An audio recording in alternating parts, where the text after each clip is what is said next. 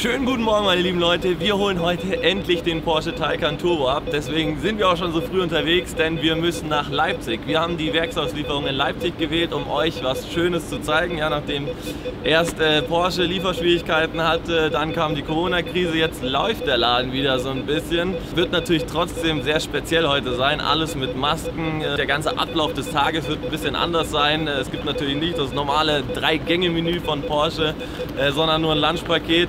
Aber wir sind trotzdem auf der Rennstrecke und wir sammeln natürlich unseren Porsche Taycan Turbo ein. Und wie der aussieht, seht ihr ja dann, und der ist schon sehr, sehr, sehr, sehr cool. Also bleibt dran und freut euch drauf. Fahrzeugschein, alles da. Ja, und die Tankkarte, Porsche Tankkarte, aber wir haben auch die SWM Tankkarte und wir haben jetzt noch die ENBW Tankkarte bestellt, denn das ist echt ein Riesenthema mit so Elektroautos, da mussten wir uns selber mal reinfinden. Da gibt es verschiedene Tarife, verschiedene Säulen, dann geht die eine Karte bei der anderen Säule und ja, du musst dich einfach echt genügend ausrichten und so eine Porsche-Karte an sich reicht gar nicht aus. Und außerdem wurde am Anfang, das müssen wir auch sagen, von Porsche kommuniziert, dass es eine Möglichkeit geben soll, für 8 € den Wagen komplett einmal voll zu laden. Das gibt es aber jetzt nicht mehr, also beziehungsweise wird nicht mehr kommuniziert und derzeit gibt es das auch nicht im Angebot. Vielleicht kommt es noch. Für uns auch eine große Herausforderung und vor allem dann auch für unsere Mieter, wie die dann durchstarten sollen. Da müssen wir dann schauen, wie wir das alles kommunizieren, auch am Anfang der Miete, dass jeder sich dann sicher fühlt und die Karten entsprechend dann einsetzen kann.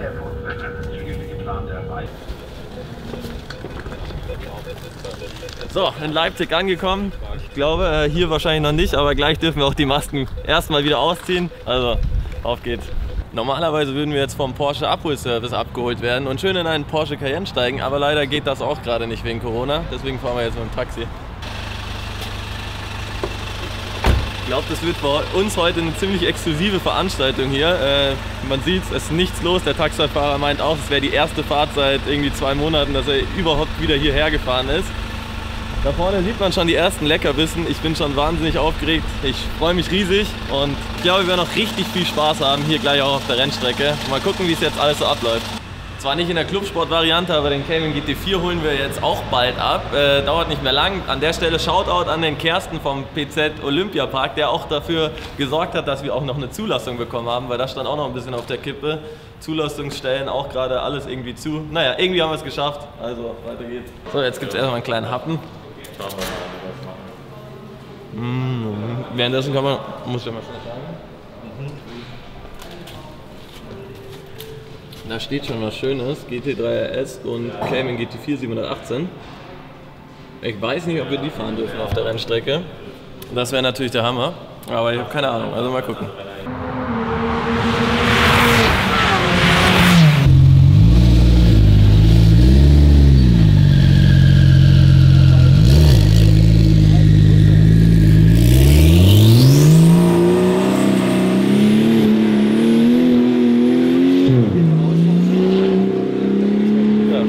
Hier sozusagen organisatorisches rund um die Fahrzeugübergabe bespricht, ballert einfach mal so ein GT2 RS Clubsport an einem vorbei. Macht Spaß. Wir haben jetzt gerade erfahren, unsere Challenge wird noch ein bisschen größer, als wir eigentlich erwartet haben, denn der Taycan ist noch gar nicht voll, der ist jetzt gerade bei 50 bis 70% und wird dann praktisch jetzt gleich, wenn wir ihn übergeben bekommen haben, nochmal kurz angestöpselt, dann gibt es nochmal ein bisschen Batterieladung in den Wagen. RS vorbei, so wird der Taycan dann nicht klingen.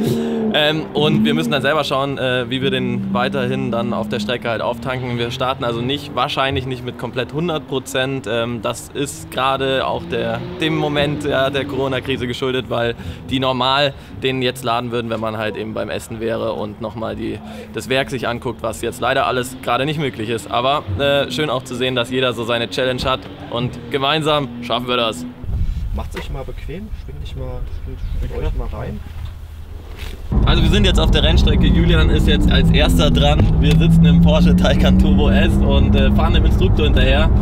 Richtig gechillt, wie wir hier eingewiesen wurden. Echt tolle Veranstaltung bis hierher, macht wirklich sehr viel Spaß und man wird auch schon gefordert, also ist echt cool gemacht. Und das Coole ist wirklich jetzt durch die Corona-Krise, so schlimm wie sie ist, haben wir halt diesen Track wirklich komplett für uns alleine und können uns hier zusammen mit unserem Instruktor wirklich ausleben und auch noch mal ein bisschen mehr Gas geben, glaube ich, als normal hier in der Gruppe mit bis zu 8 Fahrzeugen. Keine Handbremse anziehen. Und? Boah, schon echt beeindruckend. Ich muss sagen, ich kämpfe gerade ein bisschen damit, dass mir ein bisschen schlecht wird, sogar selbst als Fahrer. Ne? Das Ja, ist schon wirklich krass, weil diese Kräfte einfach und dass man ist ja gewohnt vom Benziner einfach, dass man weiß, jetzt schaltet er jetzt mit dem Klang zusammen, wie sich die Beschleunigung entwickelt und bei dem Ding geht es halt nur geradeaus. In den Kurven merkt man es und beim Anrennen natürlich dann schon wieder wird man immer daran erinnert, das wiegt halt 2,5 Tonnen das Ding. Ich finde halt, wenn man mal einfach mal auf...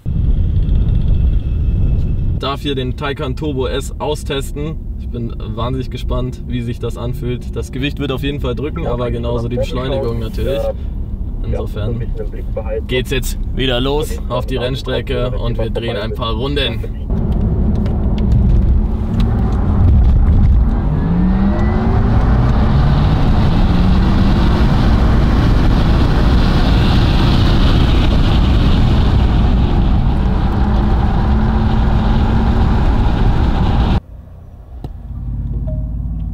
Los geht's. Oh, ach du Kacke.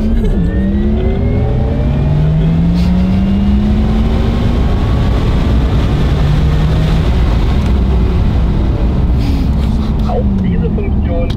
So, nachdem wir jetzt gerade ein bisschen Spaß auf der Rennstrecke hatten, also das erleben durften, machen wir jetzt nochmal hier ein bisschen Geländewagenspaß. Dürfen wir am Cayenne Platz nehmen und mal gucken, wie sich so die Offroad-Qualitäten auch von Porsche, wie gut fährt sich so ein Cayenne wirklich im Gelände. Klar, mit einem normalen Straßenauto, mit seinem eigenen Auto macht man das wohl nicht. Deswegen auch toll, dass es hier die Möglichkeit mal gibt, das zu erleben. Auch geil, hier liegen überall die Schlüssel drin. Also erfahren, dass hier Porsche auch mit Schulen zusammenarbeitet und hier extra irgendwelche biologischen Gärten anpflanzt.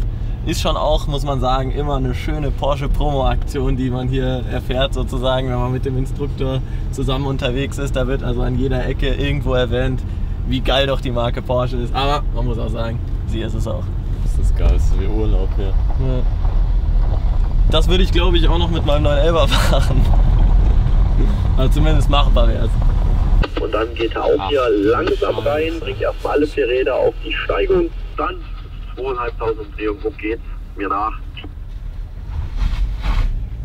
Bis zu 100% kann Cayenne und Macan, hier sind wir so knapp bei 80% roundabout. Boah, das ist schon phänomenal. Also das glaubt man doch vorher nicht, wenn man sowas sieht. Und dann oben gleich wieder rechts und dann gleich wieder rechts. Also das ist schon phänomenal, wie man da einfach... Das Modul.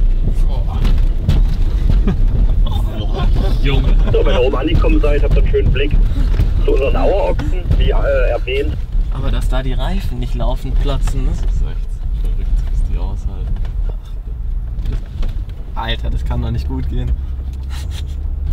Hinten geht es dann links rum um die Kurve. Das ist ja wirklich, also das ahnt man wirklich nicht.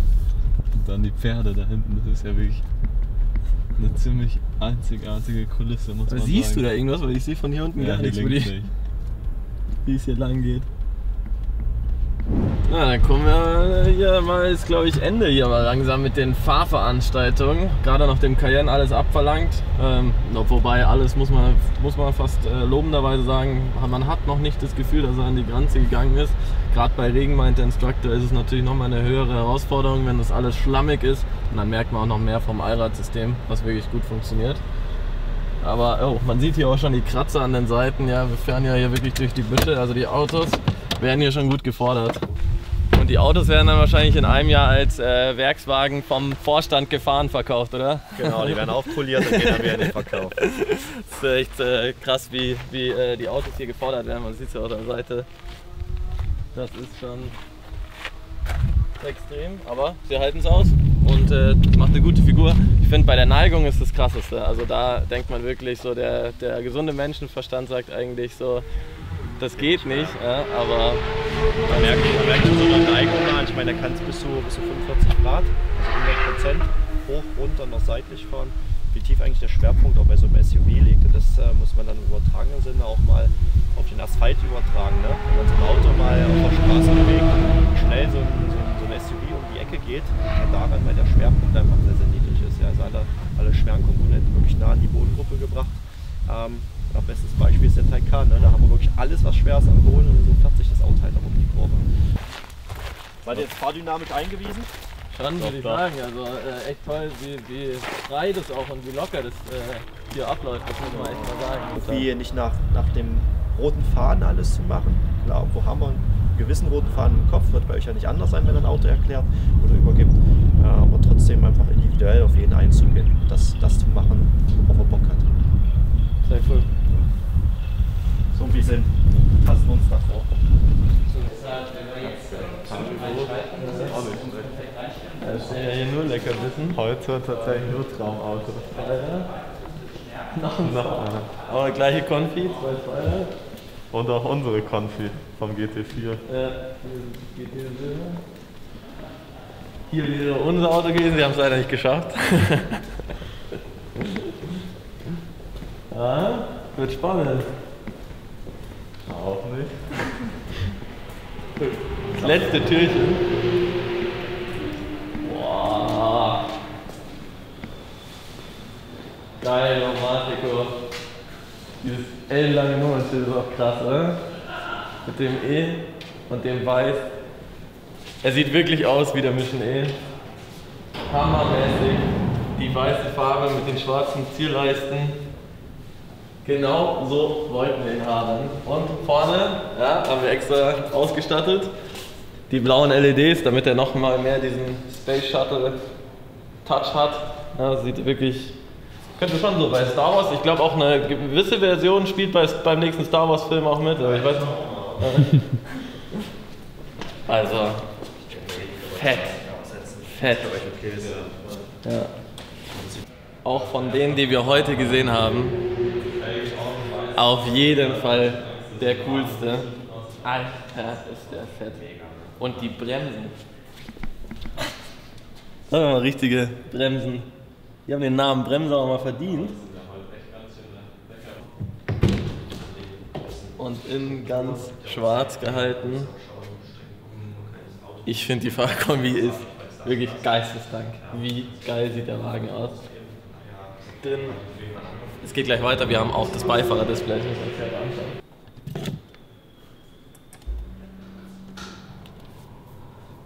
Wie hier alles hochfährt, also ein Bildschirm nach dem anderen. Hier kann man sich wirklich digital ausleben. Wir können gleich mal alles noch einstellen. Der Wagen hat natürlich noch keine irgendwelche Initialeinstellungen, die machen wir jetzt gleich alle, damit wir den genauso haben, wie wir ihn haben wollen. Und ja, dann können wir auch mal das Beifahrerdisplay ausprobieren, was wir bisher ja noch nicht gemacht haben, weil wir bisher noch keinen hatten, der das hatte. Ich glaube, das war auch ehrlich gesagt mit ein Grund, warum unserer dann doch ein bisschen länger gedauert hat als geplant, weil so was ich gehört habe, gab es in der Entwicklung ein bisschen Probleme mit dem Beifahrerdisplay. Eine ganz neue Welt, in die man jetzt mal eintauchen kann, und das ist halt wieder mal so ein Auto, wo du wirklich, das ist so ähnlich wie vom Nokia aufs iPhone, wenn der Touchscreen rausgekommen ist, wo du dich halt erstmal wirklich 3 Tage einsperren kannst und hier mal alles drücken, alles ausprobieren, irgendwie alles mal erleben kannst und dir da, glaube ich, erst recht spät dann wirklich langweilig wird mit so einem Auto. Also Hammerteil. Wir können ja eigentlich praktisch hier vom Berg losfahren mit der Launch Control, weil das eben anders als beim Benziner, du keine Öle noch irgendwie im Motor verteilen musst. Gibt es trotzdem irgendwelche Sachen, wo man drauf aufpassen muss, wo man sagt, okay, man sollte vielleicht nicht gleich gib ihm, sondern auch irgendwo die ersten 1000 Kilometer bitte aufpassen? Naja, tendenziell hast du ja trotzdem mechanische Komponenten, du hast da eine Bremse drin, die willst du ja auch nicht direkt gleich Attacke, gibst ihr voll, sondern wie du schon recht hast keine Öle großartig drin, die du warm fahren musst, wie bei so einem Benzinmotor, aber nichtsdestotrotz würde ich ihm schon eine gewisse Einfahrperiode geben. Die Wärmepumpe, da geht es ja darum, dass das ist vorn mit verbaut und erst ein bisschen das Schlangennest, dass das Auto quasi sich schneller aufwärmt, weil es über den Antriebsstrang macht und auch somit wesentlich effizienter einfach arbeiten kann. Ja, die Ausstattungsliste können wir uns ja mal raussuchen, die habe ich vor. Also das ist prinzipiell Optimierung, ja, dass er halt auch einfach schneller warm wird. Ja. Du kannst den auf AC laden, aber die DC haben unten nochmal. Ah, okay, also AC geht beides, links und rechts, und DC geht nur rechts. Genau, korrekt. Und da geht halt richtig Saft durch. Ne?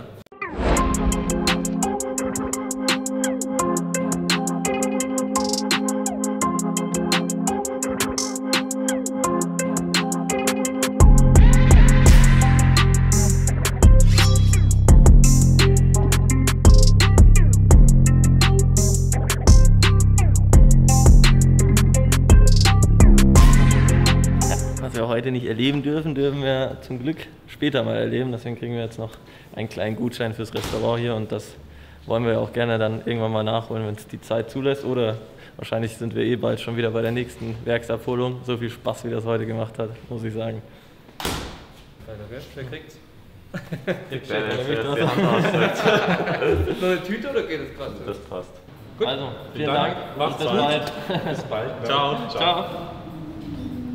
Ja, also wir treten jetzt dann die Heimreise nach München an. Ich glaube, wir sparen uns so ein bisschen dann doch sozusagen den Kampf jetzt noch mit den Ladesäulen etc. Ich denke, das Video ist lang genug. Wir hatten unglaublich viel Spaß, tolle Eindrücke. Ich hätte auch nie erwartet, dass das so entspannt von der Atmosphäre ist.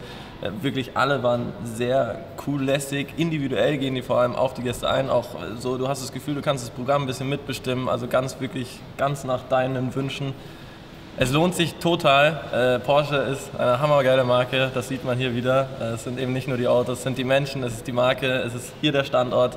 Alles, was Porsche ausmacht, macht einfach Spaß zu erleben. Ich empfehle es euch, oder wir empfehlen euch, das selber mal zu tun. Wenn ihr irgendwie die Möglichkeit habt, kommt auch mal so einfach hierher. Alle werden hier sehr, sehr nett begrüßt und wir machen jetzt mal mit dem Porsche Taycan alle möglichen Tests und werden uns bald oder nächsten Sonntag wiedersehen, wenn wir mit dem Taycan was ganz Besonderes machen.